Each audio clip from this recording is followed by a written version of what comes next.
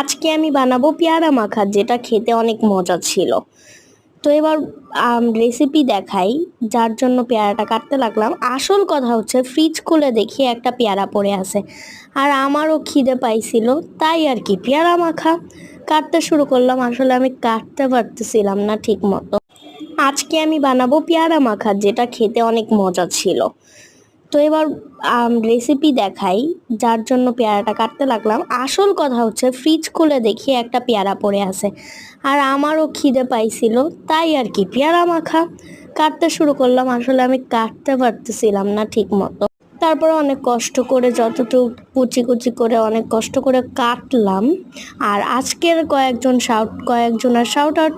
তারপরে অনেক কষ্ট করে যতটুকু কুচি কুচি করে অনেক কষ্ট করে কাটলাম। আর আজকের কয়েকজনের শাউট আউট। একটা আপু বলতেছে, আমি তোমার ভিডিও সাউথ কোরিয়া থেকে দেখি। ওমা আপু সত্যি? তারপরে হচ্ছে একটা আপু বলতেছে, আমি তোমার ভিডিও সাউথ কোরিয়া থেকে দেখি। ওমা আপু সত্যি? তারপরে হচ্ছে এবার কয়েকজনের